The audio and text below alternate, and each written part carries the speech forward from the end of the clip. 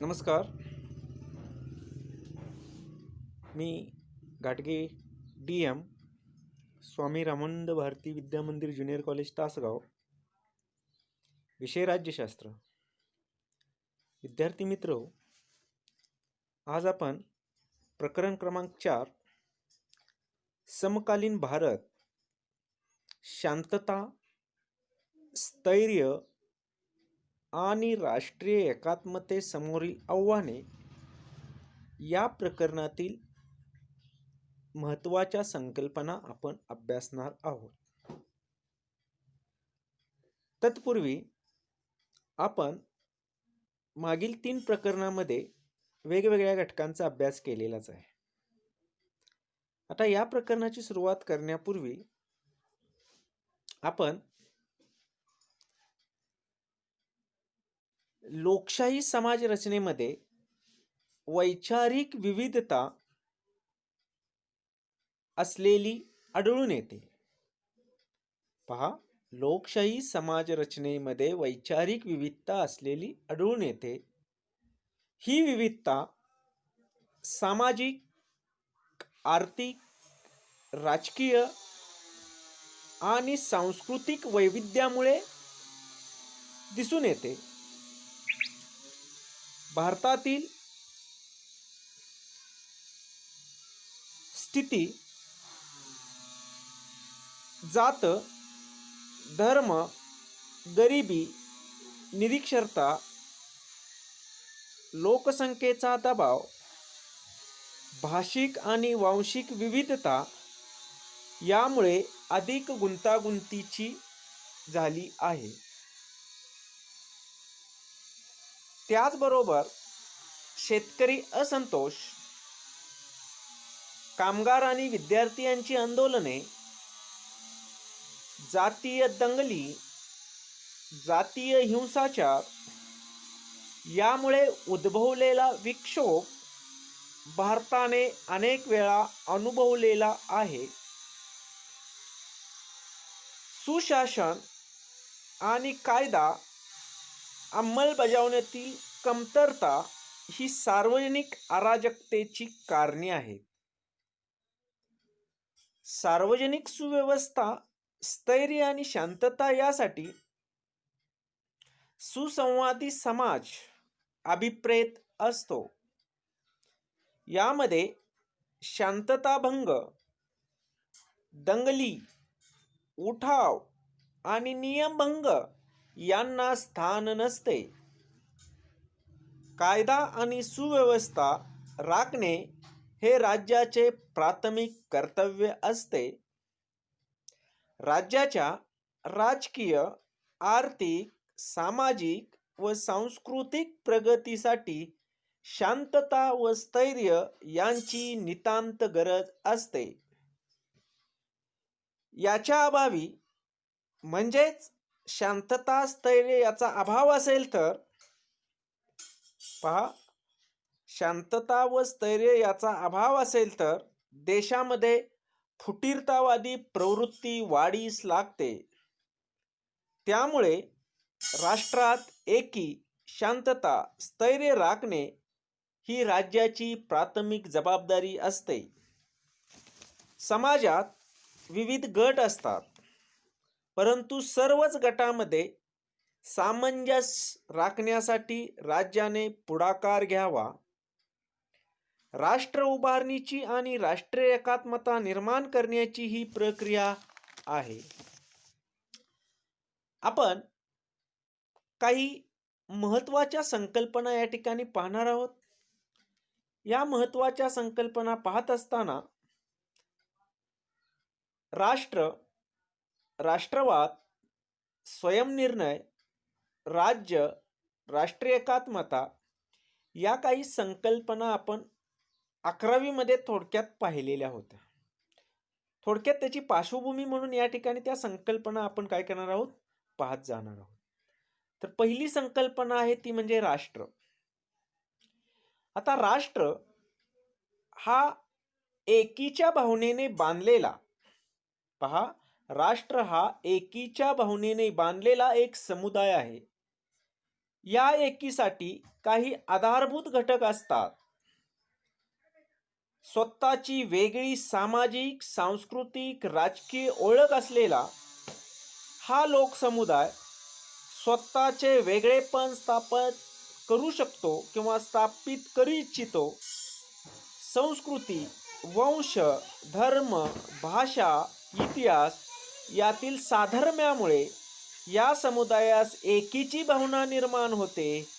याच एकीच्या भावनेला आपण राष्ट्र असे संबोधतो किंवा राष्ट्र असे म्हणतो. आता राष्ट्र संकल्पनेचा उदय आधुनिक काळात युरोपमध्ये झाला. पहा, राष्ट्र संकल्पनेचा जो उदय आहे तो आधुनिक काळामध्ये युरोपमध्ये झालेला दिसून येतो.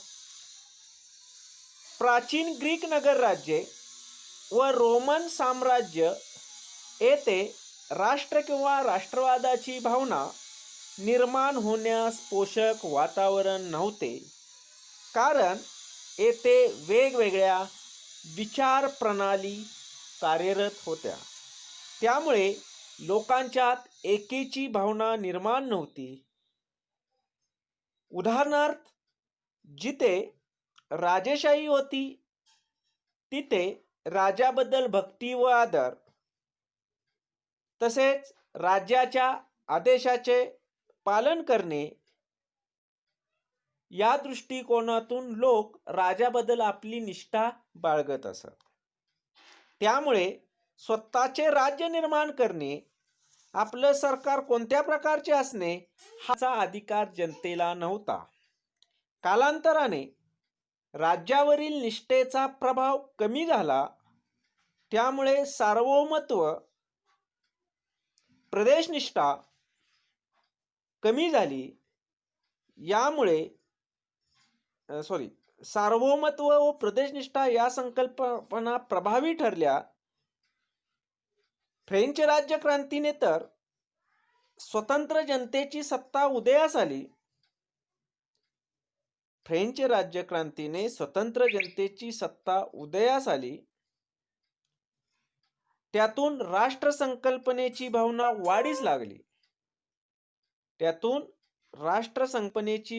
वाढीस लागली. आणि राष्ट्र ही संकल्पना अधिक जोर धरू लागलेली दिसून येते. ही पहिली संकल्पना आहे राष्ट्राची. दुसरी आहे राष्ट्रवाद.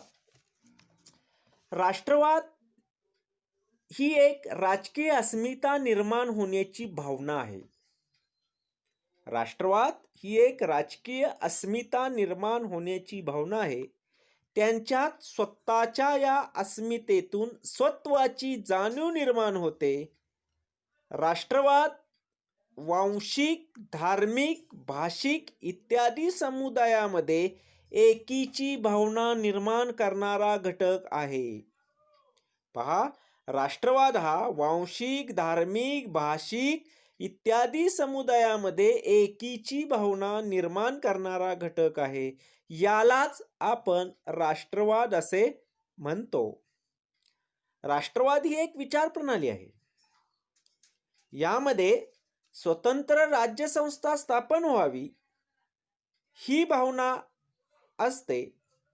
राज्याचे संघटन, सार्वभौमत्व राज्यसंस्थेतून व्हावे ही महत्त्वाची जाणीव कृतीतून व्हावी या महत्त्वाच्या बाबी अपेक्षित असतात.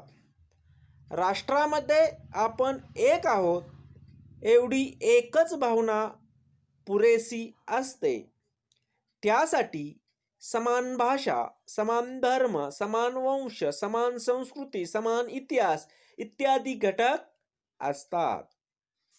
राष्ट्रवादामध्ये आपण एक आहोत एवढी भावना पुरेशी असते. आपण इतरांच्या पेक्षा वेगळे आहोत ही भावना यातून व्यक्त होते. ब्रिटिश राजवटीमध्ये भारतीयांच्यात ही भावना वाढीस लागली. काही घटकांमधून ऐक्याची भावना व राष्ट्रीयत्वाची भावना निर्माण झाली.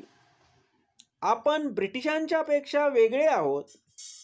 ब्रिटिशांना या देशातून पाठवून आपण आपले स्वतःचे सार्वभौमत्व राज्य निर्माण केले पाहिजे ही भावना भारतीयांच्या मनामध्ये निर्माण झाली, यालाच राष्ट्रवादाची भावना असे आपण संबोधतो.